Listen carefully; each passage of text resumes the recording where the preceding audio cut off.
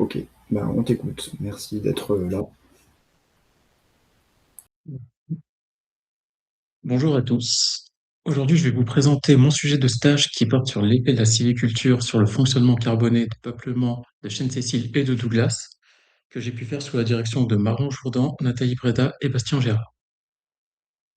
Le changement climatique exerce une pression constante sur les forêts européennes, en provoquant notamment des hausses de la température, des sécheresses plus fréquentes, des perturbations biotiques et plus généralement des événements extrêmes. Tous ces événements vont fragiliser les écosystèmes forestiers et accroître le risque de dépérissement. Dans ce contexte, les arbres doivent pouvoir gérer finement leur carbone. Ce carbone est produit via la photosynthèse et va être alloué à plusieurs fonctions, comme la croissance, la respiration, le métabolisme, la reproduction, ou alors le stockage, sous la forme de carbone non structural pour ce dernier, les NSC. Les NSC sont constitués d'amidon et de sucre soluble et vont jouer un rôle clé pour plusieurs fonctions, telles que le maintien des fonctions vitales en période de stress. Ils vont aussi aider à la croissance après le débourrement en étant support à cette dernière. Ils aident à la résilience après un choc climatique et ce sont de bons indicateurs du fonctionnement carboné de l'arbre. Avant de continuer cette présentation, j'aimerais vous présenter quelques notions clés euh, du coup, de cette présentation avec la sylviculture, qui est l'ensemble des pratiques visant à orienter le développement des peuplements forestiers. Elle va agir sur des groupes métriques, comme la densité, la structure et la composition d'un peuplement, ce qui va modifier la compétition pour les ressources, du coup comme l'eau, la lumière ou l'infini, et va du coup influencer l'allocation du carbone. On va aussi avoir la densité du peuplement, qui est le nombre d'arbres par unité de surface. Plus on va avoir un peuplement qui est à une densité faible, moins on va avoir de compétition pour les ressources. Et pour finir, on va avoir l'éclaircie, qui est une intervention sylvicole qui consiste à supprimer sélectivement des arbres d'un peuplement, permettant notamment aux arbres restants d'accéder plus facilement aux ressources, comme la lumière ou l'eau, et de diminuer la compétition pour ces mêmes ressources au sein du peuplement, ce qui va favoriser du coup leur croissance, enfin du coup pour les arbres restants, et potentiellement influencer les réserves. Euh, Ainsi, il est essentiel de comprendre comment la sylviculture permet de moduler les NSC. Elle peut agir notamment en modulant la compétition entre les arbres via la densité et l'accès des ressources, ce qui pourrait potentiellement influencer l'allocation du carbone, ou via le choix des essences, ce qui permet d'avoir une meilleure adéquation entre les espèces et leur milieu, pouvant stabiliser des dynamiques de réserve, et ainsi voir si la sylviculture est-elle réellement un levier ou non pour moduler les NSC dans les réserves. On s'est posé la question suivante: comment l'éclaircie et les densités de peuplement influencent-ils l'allocation du carbone dans le stockage des réserves chez le chêne Cécile et le Douglas? On a émis deux hypothèses. La première est que les arbres présentent des concentrations et des stocks en NSC qui varient selon la densité du peuplement, avec du coup les peuplements les moins denses qui vont du coup pouvoir accéder plus facilement aux ressources, avoir une meilleure assimilation et potentiellement stocker bien plus de NSC dans leurs réserves. La seconde hypothèse est que la réduction soudaine de la densité d'un peuplement via une éclaircie va modifier les concentrations et les stocks des réserves carbonées. L'idée est que l'éclaircie va jouer un rôle de perturbateur potentiel, ce qui va permettre une réorganisation des flux de carbone. Du coup, avec la première hypothèse, on va regarder l'effet à moyen terme, alors que pour la seconde hypothèse, on va regarder l'effet à court terme. L'étude s'appuie sur le réseau GISCOP, un groupe d'intérêt scientifique qui met en place des dispositifs sylvicoles. Dans le cadre du projet Danse-Profort financé par l'ADEME, deux sites ont été étudiés: le site de Montrichard pour le chêne Cécile et le site de Renault pour le Douglas. Sur chaque site, on va, on a sélectionné trois modalités. La première est la modalité peu dense. On va aussi avoir une modalité moyennement dense. Et pour finir, une modalité très dense ou en auto-éclaircie, puisqu'elle ne va pas subir d'éclaircie et qui va être notre témoin. On va échantillonner 12 individus par traitement, soit un total de 36 individus par site. Pour chaque individu, on va échantillonner 3 compartiments. Alors, les grosses racines, le tronc à hauteur d'1,30 m et les brindilles. Pour le Douglas, on a décidé d'échantillonner un 4e compartiment avec les aiguilles. On va faire 2 séries de prélèvements en 2023, puis 2 séries de prélèvements en 2024, séparées par une éclaircie, sachant que les dates de prélèvement, du coup mai et octobre, correspondent aux maxima et aux minima de concentration en NSC de nos individus. Tous, euh, tous ces échantillons vont être broyés. Pour les carottes de tronc et de racine, seul l'aubier va être broyé, puisque du coup les NSC se trouvent dans l'aubier, ce qui va nous permettre d'avoir une fine poudre. Ensuite, on va faire une extraction à étalage 80% afin de séparer l'amidon qui va se retrouver dans le culot et les sucres solubles qui vont se retrouver dans le surnageant. Puis on va faire un dosage au God-Pod pour l'amidon et un dosage à l'anthrone pour les sucres solubles en microplaque 96 puits, qu'on va ensuite analyser via un spectrophotomètre UV visible afin d'obtenir les concentrations ANSC de nos échantillons. Par la suite, on a voulu obtenir les stocks en NSC des réserves. Pour cela, on a utilisé des données de terrain comme le diamètre, mais aussi des équations d'allométrie. Ici, nous, on a décidé de prendre les équations proposées par Forrester en 2017. Et à la suite de différents calculs, à la fin, on va obtenir la biomasse d'aubier et les concentrations via du coup notre protocole que j'ai pu vous présenter juste avant, afin d'obtenir les stocks des réserves en kilogrammes.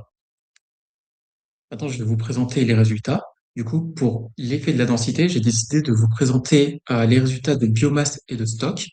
Alors, pour la biomasse, on va avoir un effet significatif en fonction de la modalité, avec la modalité peu dense, qui est significativement supérieure aux 2 autres modalités.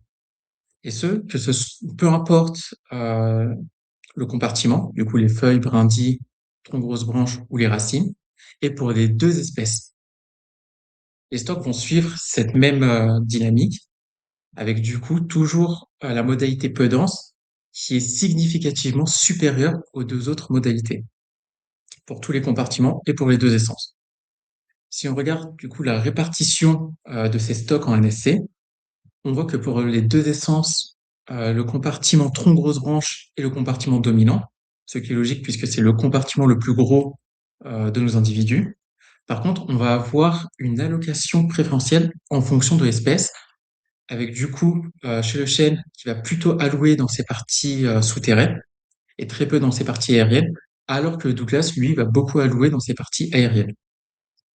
On va avoir une différence significative entre les modalités, avec notamment la modalité peu dense, qui est significativement supérieure aux témoins pour tous les compartiments, comme on peut le voir dans les encadrés en rouge. Alors que la modalité moyennement dense, elle, va être similaire aux témoins.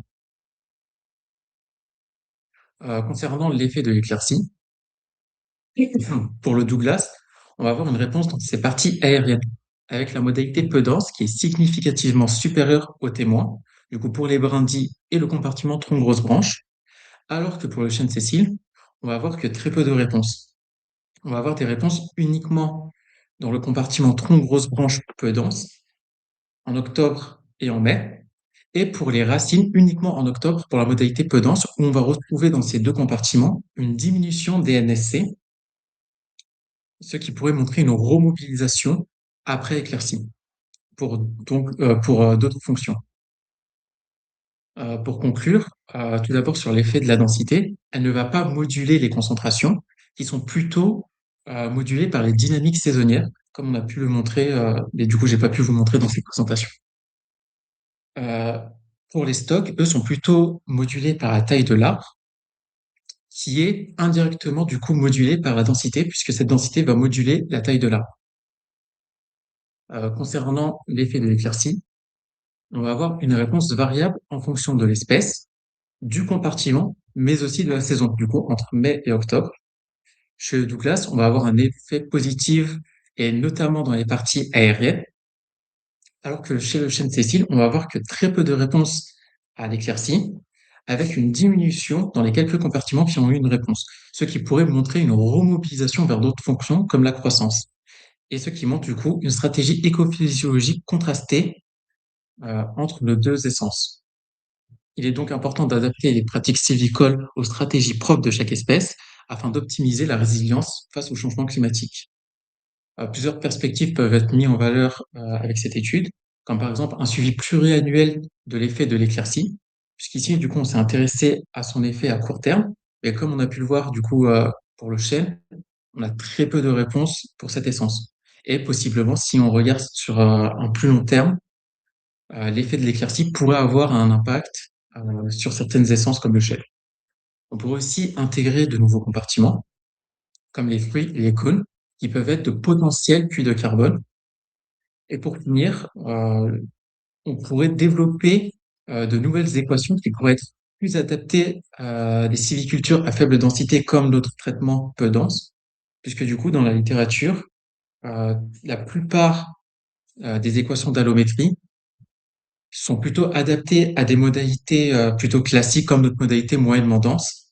Et donc, du coup, les équations d'allométrie ne sont pas adaptées pour nos individus de la modalité peu dense. Merci pour votre attention. Merci beaucoup. C'est super intéressant. Je suis sûr qu'il y a plein de questions.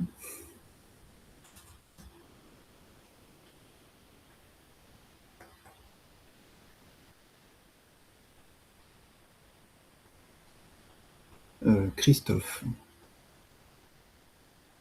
Oui, bonjour, merci beaucoup. Vous m'entendez? Oui. Super. J'ai une question sur les diapositives de résultats biomasse et stock. J'ai pas compris quelle était la différence entre la biomasse et le stock. Et c'est voilà, voilà, celle-là et celle d'avant ou d'après. Euh, et parce qu'il n'y a pas les unités. Donc du coup, parce que pour moi, biomasse et stock, c'était pareil. Donc si tu pouvais repréciser ce que tu entends par biomasse et ce que tu entends par stock, et quelles sont les unités qui sont représentées quand c'est 10, 20, 30, 40 ou quand c'est 0,25 jusqu'à 1. En fait, pour la biomasse, on ne s'est pas du tout intéressé au NSC du coup pour la biomasse. Alors que les stocks, eux, c'est vraiment les NSC dans le compartiment. Les deux sont en kilogrammes du coup. Et du coup, là, j'ai d'abord présenté la biomasse Donc sans du coup relever excuse-moi, le c'est la stock. biomasse de quoi du coup? C'est la biomasse du compartiment D'accord, qu'on ok, a estimée via les équations d'allométrie. ok, Et ensuite, on a utilisé cette biomasse pour pouvoir déterminer les stocks en NSC dans le compartiment. d'accord, ok, Et du coup, les deux sont en kilogrammes. ok. Damien. Oui, merci pour cette très jolie présentation et très intéressante. Je m'interrogeais là, si tu peux passer à la diapo suivante là, sur les résultats. Sur les proportions, j'ai du mal à imaginer. Enfin, je voulais savoir quelle statistique tu as utilisée pour tester là, pour le Douglas l'effet l'effet éclairci, enfin l'effet des plots. J'ai un peu du mal à imaginer qu'il y ait des effets qui soient significatifs quand on compare les valeurs dans les différents traitements. On a quand même des choses qui sont très très homogènes, qui sont entachées en particulier d'une variabilité naturelle entre les arbres. Qu'est-ce que tu as utilisé comme statistique? Et du coup, il me semble que j'avais utilisé quelque chose de Crystal Wallis, puisque ça suivait pas une loi normale. Et du coup, bah, ça m'a sorti, du coup, c'est la significativité, mais uniquement du coup pour le traitement peu dense, qui est significativement différent des autres modalités. Du coup, pour le témoin et le moyennement dense, on n'a aucune différence entre les deux. Oui, alors je pense que c'est pas le bon type de statistique, parce que là tu parles de proportions en fait qui sont toutes dont la somme fait 100%. En fait. Je pense qu'il faut que tu adaptes tes statistiques à faire ça. Bon, mais par ailleurs, si tu veux, les statistiques, c'est une chose. La confrontation des données en est une autre. Et si tu regardes objectivement, ah pardon, j'ai mon téléphone qui sonne. Euh, si tu regardes objectivement,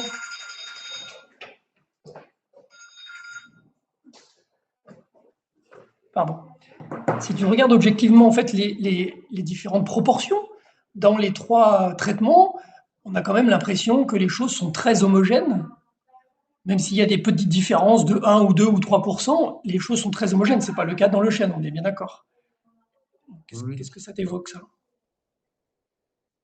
Bah, que du coup, bah, comme vous avez dit, c'est plutôt similaire, même si on voit quand même enfin, quelques différences, mais vraiment minimes. Oui, Et oui, oui. bah, du coup, je sais pas trop comment répondre à ça. Mais du coup, bah, pour moi, si je regarde surtout le chêne, c'est celui qui m'a plus intrigué du coup ici.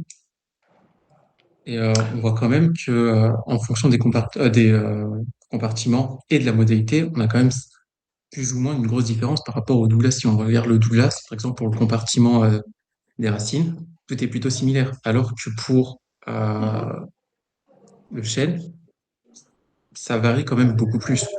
Et Oui. du coup, on a plutôt un effet du coup de la modalité sur la répartition. Et on voit bien qu'on a une différence entre la répartition entre les différents compartiments. Mhm. Et moi, ce que ça m'amène, en fait, et ce que je voulais souligner, c'est que c'est tout aussi important, hein, quand on fait de la recherche, d'analyser des résultats qui montrent des différences entre des traitements que d'analyser des résultats qui ne montrent pas de différence. Parce que là, les traitements témoins, hein, pour le Douglas, témoins plus ou moins denses, ils sont très très marqués. Je peux en témoigner parce que je me suis promené dans ces parcelles également. Euh, et donc, c'est presque aussi surprenant, hein, pour le Douglas que pour le chêne d'avoir bon, des effets qui sont différents ou pas euh, entre les traitements. C'est quand même vraiment surprenant pour le Douglas de ne pas voir de différence, en fait, dans ces répartitions, sachant l'intensité des traitements, en fait, hein, qui ont été effectués dans ces peuplements. Pour le Douglas, ce que je me dis, c'est que vu que c'est un résineux et qu'il garde constamment ses feuilles, il a toujours une possibilité du coup de récupérer du soleil, même si du coup il va entrer en compétition du coup pour la lumière. Et donc il va pouvoir quand même stocker, stocker un peu mieux, quoi. Mhm. Du coup, Bon, pour moi, c'est pas la chose qui m'a le plus choqué par rapport au chêne, en fait. ok, d'accord. Bon, ben, on pourra en Si on discuter avec regarde le Mario. traitement, en fait, si on regarde le traitement, oui, c'est vraiment choquant de voir vraiment comment c'est compacté du coup dans la modalité témoin par rapport à la modalité peu dense.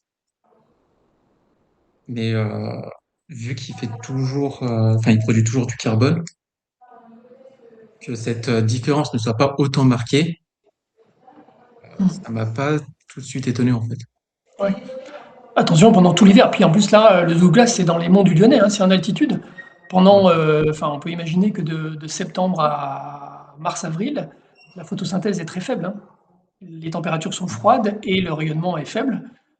Donc, c'est pas non plus une forêt tropicale humide qui produit pendant 365 jours par an. c'est vrai. Moi, je laisse la parole. Christophe, autre question. Oui, du coup, j'ai mieux compris et j'aurais besoin d'une autre précision. Donc, tu dis que c'est des kilos et du coup, on est sur des données, ça serait les diapos, les deux précédentes, mais c'est les mêmes résultats sur celle-ci. C'est des kilos et donc c'est des données par arbre. On n'est pas par des données par mètre carré ou par hectare. Non, là, on s'est concentré du coup sur nos individus par A. Le D'accord, passage à l'échelle peuplement, ça se fera après. d'accord. Donc là, ok, c'était pas clair pour moi. Donc là, on considère les arbres. Ok, on considère chaque arbre. Je te remercie. C'est ça. Merci. D'autres questions? Jean-Luc, t'as pas de questions?